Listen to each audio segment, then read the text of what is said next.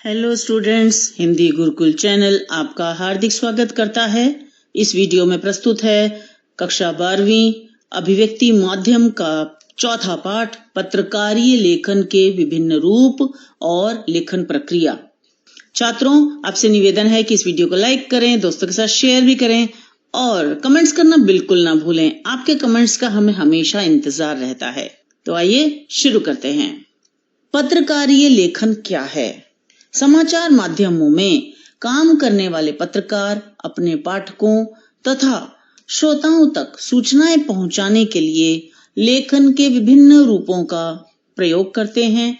इसे ही पत्रकारीय लेखन कहते हैं। लोकतांत्रिक समाज में, यानी ऐसा समाज, ऐसा देश, ऐसी जगह जहां पर डेमोक्रेसी है, लोकतांत्रिक समाज में पत्रकार पहरेदार, शिक्षक और जनमत निर्माता के तौर पर बहुत महत्वपूर्ण भूमिका अदा करते हैं।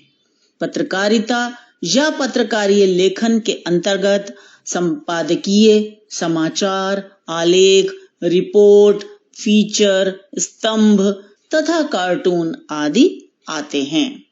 पत्रकारीय लेखन का प्रमुख उद्देश्य सूचना देना, शिक्षित करना और मनोरंजन करना है। अब समझते हैं कि पत्रकारीय लेखन में ध्यान देने योग्य बातें कौन सी हैं।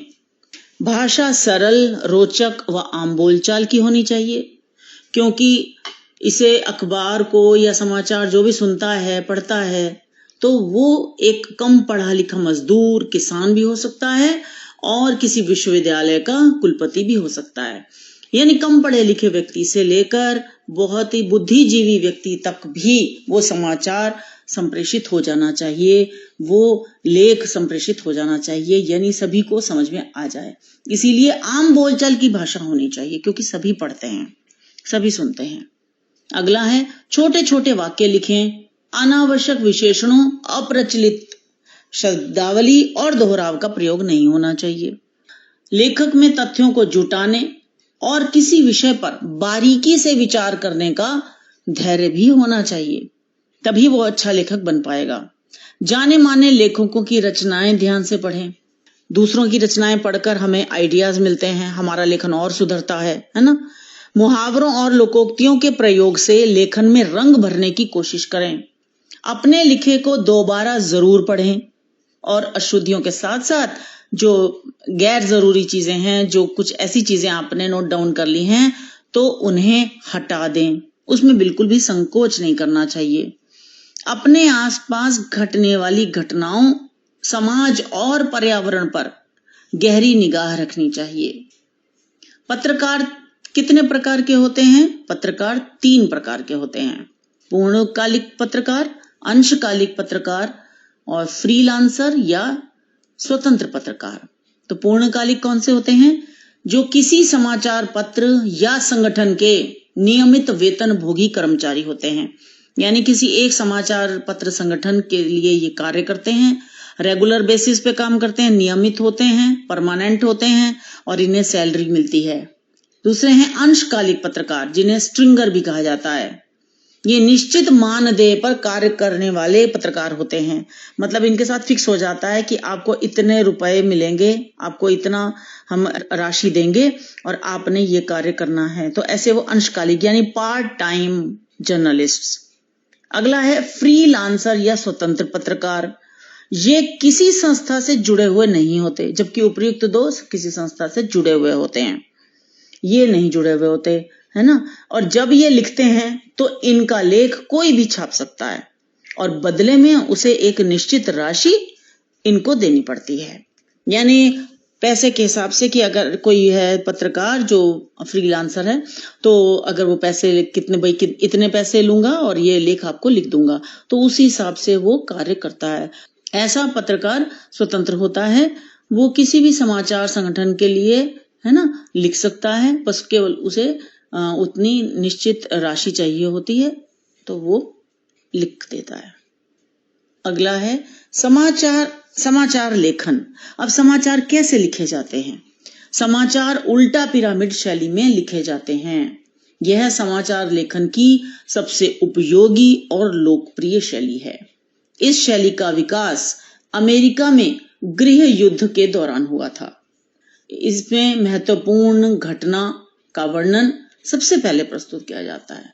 सबसे महत्वपूर्ण बात होती है उसको हम पहले लिखते हैं, उसके बाद महत्व की दृष्टि से घटते हुए क्रम में घटनाओं को प्रस्तुत कर समाचार का अंत किया जाता है। कहने का तात्पर्य यह है छात्रों कि सबसे पहले तो महत्वपूर्ण तथ्य आता है जो बहुत अधिक महत्वपूर्ण है, वो सूचना या जानकारी आ जाएगी पहले पैराग्राफ में, फिर उसके बाद के पैराग्राफ में उससे कम महत्वपूर्ण, इसी तरह से लिखते चले जाते हैं, सबसे महत्वपूर्ण, उससे कम महत्वपूर्ण, उससे कम महत्वपूर्ण, महत्व ऐसे, और जब तक फिर ये प्रक्रिया तब तक चलती है जब तक समाचार खत्म नहीं हो जाता। इस तरह से समाचार में इंट्रो, बॉडी और समापन के क्रम में घटनाएं या सूचनाएं प्रस्तुत की जाती हैं। यहाँ चित्र भी दर्शाया गया है, आप वो भी देख सकते हैं। एग्जाम में छात्रों आप चित्र भी बनाकर आए तो नंबर अच्छे मिलते हैं, और अगर पूरा नहीं लिखने का टाइम है आपके पास तो चित्र बनाएं तब भी आपको अंक मिल जाते हैं। समाचार के 6 ककार। समाचार लिखते समय मुख्य रूप से 6 प्रश्नों क्या, कौन, कहां, कब, क्यों और कैसे का उत्तर देने की चेष्टा की जाती है। इन्हें समाचार के 6 ककार कहा जाता है। ये चित्र भी अपने दिमाग में अच्छी तरह से बैठा लें, ये चित्र भी आपको बनाना चाहिए। इन्हीं को हम, ये जो 6 क से जो प्रश्न हैं, इन्हीं को हम 6 ककार कहते हैं। प्रथम 4 प्रश्नों के उत्तर इंट्रो में, यानी कि क्या, कौन, कहां और कब, इनका उत्तर हम इंट्रो में यानी कि शुरुआत में देते हैं, और अन्य 2 के उत्तर समापन से पूर्व बॉडी वाले भाग में दिए जाते हैं। यानी जब उसका एंड करते हैं, जब हम उसे समाप्त करते हैं समाचारों को, तो उससे पहले जो बॉडी हम लिखते हैं, जो कम महत्वपूर्ण बातें होती हैं, तो उसी में हम इनका उत्तर दे देते हैं। फीचर क्या है? फीचर एक सुव्यवस्थित, सृजनात्मक और आत्मनिष्ठ लेखन है ना, यानी कि इसमें क्रिएटिविटी होती है और व्यक्ति खुद अपनी दृष्टि इसमें प्रतिबिंबित कर सकता है, अभिव्यक्त कर सकता है। समकालीन घटना या किसी भी क्षेत्र विशेष की विशिष्ट जानकारी के सचित्र तथा मोहक विवरण को फीचर कहा जाता है। यानी चाहे तो इसमें चित्र बना सकते हैं, इसका विवरण और भी सुंदर हो जाता है, लेकिन ये बहुत जरूरी नहीं है। इसमें तथ्यों को मनोरंजक ढंग से प्रस्तुत किया जाता है, इंटरेस्टिंग वे में इसे प्रस्तुत किया जाता है। फीचर में विस्तार की अपेक्षा होती है, इसकी अपनी एक अलग शैली है। इसमें तथ्य, कथन और कल्पना का प्रयोग किया जाता है। इसमें आंकड़े, फोटो, कार्टून, रेखांकन, है ना, स्केच वगैरह, ग्राफिक्स आदि का उपयोग इसे रोचक बना देता है। फीचर लेखन का उद्देश्य। फीचर का उद्देश्य प्रमुख रूप से पाठकों को सूचना देना, उन्हें शिक्षित करना, उन्हें एजुकेट करना और उनका मनोरंजन करना होता है। अब समझते हैं फीचर और समाचार में क्या अंतर है। फीचर में लेखक के पास अपनी राय या दृष्टिकोण और भावनाएं जाहिर करने का अवसर होता है, यानी वो अपनी राय भी इसमें प्रस्तुत कर सकता है, जो उसकी फीलिंग्स हैं वो भी प्रस्तुत कर सकता है। जबकि समाचार लेखन में वस्तुनिष्ठता और तथ्यों की शुद्धता पर जोर दिया जाता है। उसमें अपनी राय, अपना दृष्टिकोण प्रस्तुत करने का कोई भी स्कोप नहीं है। उसमें तो आपको पूरा सपाट बयानी होती है। समाचारों में जो भी तथ्य कहते हैं, जिस प्रकार के भी तथ्य होते हैं, वो उन्हीं को ही उसमें लिखा जाता है। फीचर लेखन की कोई निश्चित शैली नहीं होती, जबकि समाचार उल्टा पिरामिड शैली में लिखे जाते हैं, जैसा कि मैंने अभी आपको बताया। फीचर में समाचारों की तरह शब्दों की सीमा नहीं होती। आमतौर पर फीचर समाचार रिपोर्ट से बड़े होते हैं। पत्र पत्रिकाओं में प्रायः 250 से 2000 शब्दों तक फीचर छपते हैं, जबकि समाचारों पर शब्द सीमा लागू होती है। फीचर लेखन की भाषा सरल, रूपात्मक और आकर्षक होती है, परंतु समाचार की भाषा में सपाट बयानी होती है। जो जिस तरह के तथ्य हैं उन्हें ज्यों का त्यों प्रस्तुत किया जाता है। फीचर लेखन संबंधी मुख्य बातें। फीचर को सजीव बनाने के लिए उसमें उस विषय से जुड़े लोगों की मौजूदगी जरूरी होती है। कहानी को बताने का ढंग इस प्रकार का हो कि पाठक ये एहसास करें कि वे घटनाओं को खुद देख और सुन रहे हैं। फीचर मनोरंजक व सूचनात्मक होना चाहिए। फीचर मात्र शोध रिपोर्ट भी नहीं होता है, यानी इसको इंटरेस्टिंग वे में होना चाहिए, लेकिन साथ ही साथ सूचना प्रदान करने वाला भी होना चाहिए। इसे किसी बैठक या सभा के कार्यवाही विवरण की तरह नहीं लिखा जाना चाहिए। ऐसे रूखा सूखा जैसे हुआ बिल्कुल वैसे ही विवरण देकर लिख दिया जाए, ऐसा नहीं करना चाहिए। फीचर का कोई ना कोई थीम होना चाहिए, थीम भी जरूर हो, और उस उद्देश्य के इर्द गिर्द सभी प्रासंगिक सूचनाएं, तथ्य और विचार गुथे होने चाहिए। इसके अतिरिक्त फीचर तथ्यों, सूचनाओं और विचारों पर आधारित कथात्मक विवरण और विश्लेषण होता है। फीचर लेखन का कोई निश्चित ढांचा या फॉर्मूला नहीं होता, क्योंकि हर व्यक्ति की स्टाइल, हर व्यक्ति का सोचने का तरीका, हर व्यक्ति की भावनाएं, हर व्यक्ति का दृष्टिकोण अलग होता है, इसलिए निश्चित ढांचा नहीं होता। इसे कहीं से भी आरंभ, मध्य और अंत से या अंत से कहीं से भी हम शुरू कर सकते हैं। फीचर का हर पैराग्राफ अपने पहले के पैराग्राफ से सहज तरीके से जुड़ा हुआ होना चाहिए और उनमें प्रारंभ से अंत तक प्रवाह और गति भी होनी चाहिए। पैराग्राफ छोटे होने चाहिए तथा एक पैराग्राफ में एक पहलू पर ही फोकस करना चाहिए। बहुत बड़े बड़े पैराग्राफ हो जाएंगे तो वो रोचक नहीं रहेगा। विशेष रिपोर्ट। सामान्य समाचारों से अलग वे विशेष समाचार जो गहरी छानबीन, विश्लेषण और व्याख्या के आधार पर प्रकाशित किए जाते हैं, विशेष रिपोर्ट कहलाते हैं। विशेष रिपोर्ट कितने प्रकार की होती है? विशेष रिपोर्ट 4 प्रकार की होती है। खोजी रिपोर्ट, इसमें अनुपलब्ध तथ्यों की गहरी छानबीन करके सार्वजनिक किया जाता है। मतलब जो ऐसे कुछ तथ्य हैं जो सामान्य रूप से उपलब्ध नहीं हैं, ऐसे तथ्यों को खोजा जाता है और जनता के सामने लाया जाता है। इन डेप्थ रिपोर्ट, सार्वजनिक रूप से प्राप्त तथ्यों की गहरी छानबीन कर उसके महत्वपूर्ण पक्षों को पाठकों के सामने लाया जाता है। जो चीज पहले से ही सब लोगों को मालूम है लेकिन उसमें उतनी छानबीन नहीं हुई थी, लोगों को उतना नहीं ज्ञान था, तो उसमें ज्यादा छानबीन करके फिर लोगों के सामने लाया जाए, उसे इन डेप्थ रिपोर्ट कहते हैं। तीसरा है विश्लेषणात्मक रिपोर्ट। इसमें किसी घटना या समस्या का विवरण सूक्ष्मता के साथ विस्तार से किया जाता है। इसमें बहुत एनालाइज किया जाता है। रिपोर्ट अधिक विस्तृत होने पर कई दिनों तक किस्तों में प्रकाशित की जाती है। अगर बड़ी रिपोर्ट है तो उसको प्रकाशित करने में बहुत समय लग जाता है, तो उसको क्या किया जाता है, किस्तों में होता है। आप देखते होंगे समाचार पत्रों में भी कुछ ऐसे समाचार, कुछ ऐसे लेख वगैरह होते हैं जो किस्तों में आते हैं, इंस्टॉलमेंट में, है ना। अगला है अंतिम विवरणात्मक रिपोर्ट। इसमें किसी घटना या समस्या को विस्तार एवं बारीकी के साथ प्रस्तुत किया जाता है। विचार परक लेखन। समाचार पत्रों में समाचार एवं फीचर के अतिरिक्त संपादकीय, लेख, पत्र, टिप्पणी, वरिष्ठ पत्रकारों और विशेषज्ञों के स्तंभ छपते हैं। वरिष्ठ पत्रकार मतलब जो बहुत रेनाउंड होते हैं, प्रसिद्ध होते हैं, जिनको काफी समय से लिखा जा रहे होते हैं जो, और जिनको बहुत एक्सपीरियंस होता है, ऐसे वरिष्ठ पत्रकार होते हैं। ये सभी विचार परक लेखन के अंतर्गत आते हैं। संपादकीय। संपादक द्वारा किसी घटना या समस्या पर लिखे गए विचारात्मक लेख को, जिसे संबंधित समाचार पत्र की राय भी कहा जाता है, संपादकीय कहते हैं।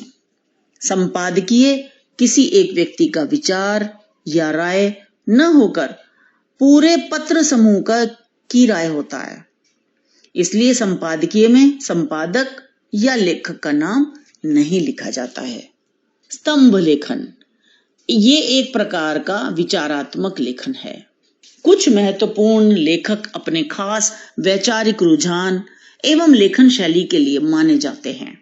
ऐसे लेखकों की लोकप्रियता को देखकर समाचार पत्र उन्हें अपने पत्र में नियमित रूप से स्तंभ लेखन की जिम्मेदारी प्रदान करते हैं। इस प्रकार किसी समाचार पत्र में किसी ऐसे लेखक द्वारा किया गया विशिष्ट तथा नियमित लेखन, मतलब रेगुलर बेसिस पे करते हैं और बहुत किसी टॉपिक पर बहुत स्पेशल कुछ लिखते हैं जिन्हें उस बात की नॉलेज होती है, तो ऐसे पत्रकार जो इस तरह के लेख लिखते हैं, जो अपनी विशिष्ट शैली तथा वैचारिक रुझान के कारण समाज में ख्याति प्राप्त हो, तो ऐसे लोग जो होते हैं समाज में प्रसिद्ध भी हो जाते हैं, उनकी कीर्ति भी होती है, लोग उनको नाम से जानते हैं कि अच्छा इसका लेख है तो ऐसा होगा, लोगों को पता होता है, तो ऐसे स्तंभ लेखन कहे जाते हैं।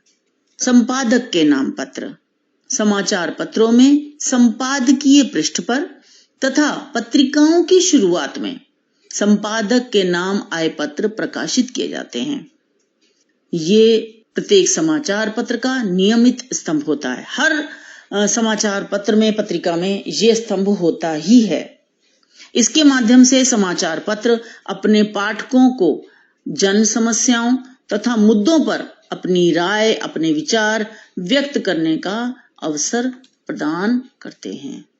लेख, संपादकीय पृष्ठ पर वरिष्ठ पत्रकार और विषय विशेषज्ञ किसी विषय पर विस्तार से चर्चा करते हैं।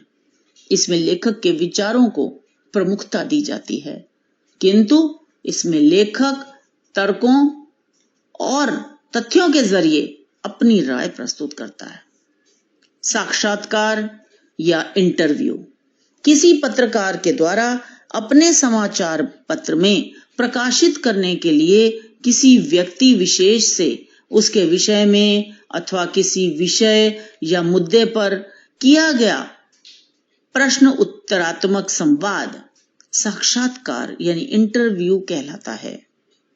एक अच्छे और सफल साक्षात्कार के लिए आवश्यक है कि जिस विषय पर और जिस व्यक्ति के साथ साक्षात्कार करना है उसके बारे में साक्षात्कारकर्ता को पर्याप्त जानकारी होनी चाहिए। जानकारी के बिना अगर साक्षात्कार लिया जाएगा तो वो सफल नहीं होगा। साक्षात्कार से क्या निष्कर्ष निकालना है, इसके बारे में पहले से ही स्पष्ट होना बहुत जरूरी है। ऐसे सवाल ही पूछने चाहिए जो किसी अखबार के एक आम पाठक के मन में हो सकते हैं।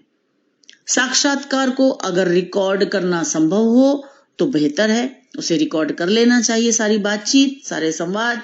लेकिन अगर ऐसा संभव न हो तो साक्षात्कार के दौरान उसे नोट्स लेते रहना चाहिए, यानी कि बातों को, जो भी बातचीत हो रही है उसको नोट डाउन करते रहना चाहिए।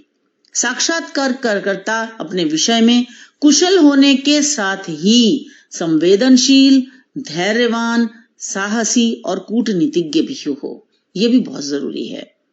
रिपोर्ट समाचार पत्र, रेडियो और टेलीविजन की एक विशेष विधा है। इसके माध्यम से किसी घटना, समारोह या आंखों देखे किसी अन्य कार्यक्रम की रिपोर्ट प्रस्तुत की जाती है। चूंकि दूरदर्शन दृश्य एवं श्रव्य दोनों ही उद्देश्य पूरा करने वाला माध्यम है, अतः इसके लिए आंखों देखी घटना की रिपोर्ट तैयार की जाती है, जबकि रेडियो के लिए केवल सुनने योग्य रिपोर्ट तैयार करने से ही काम चल जाता है। कभी संचालक द्वारा दी जा रही कार्यवाही का विवरण देखकर ही उसे रिपोर्ट का आधार बनाकर रिपोर्ट तैयार कर ली जाती है। कहने का तात्पर्य ये है कि कहीं कोई कार्यक्रम अगर हो रहा है और जो व्यक्ति उसे संचालित कर रहा है तो वो जब बीच बीच में अनाउंसमेंट करता है, बताता है और साथ साथ कार्यक्रम चलता चला जाता है, तो ऐसे संचालक की जो उसने लिखा होता है कि उसने कार्यवाही का जो विवरण लिखा है उसे देखकर भी रिपोर्ट बनाई जा सकती है। रिपोर्ट की विशेषताएं। रिपोर्ट की प्रमुख विशेषता उसकी संक्षिप्तता है, यानी रिपोर्ट आकार में छोटी होनी चाहिए। संक्षिप्त रिपोर्ट को ही लोग पढ़ते हैं, बहुत ज्यादा बड़ी रिपोर्ट को लोग नहीं पढ़ते। रिपोर्ट को प्रभावशाली बनाने के लिए निष्पक्ष रिपोर्ट तैयार करनी चाहिए। किसी पक्ष का ज्यादा उसमें आप उसको ज्यादा हाईलाइट कर दें, ऐसा नहीं करना चाहिए। आपकी रिपोर्ट निष्पक्ष होनी चाहिए। रिपोर्ट का सत्य होना बहुत जरूरी है। झूठी रिपोर्ट पर कोई विश्वास नहीं करता और ना ही उसे कोई पढ़ना पसंद करता है। रिपोर्ट हर दृष्टि से पूर्ण होनी चाहिए। आधी अधूरी रिपोर्ट से रिपोर्टर का ना तो उद्देश्य ही पूरा होता है और ना ही वह पाठकों की समझ में आती है।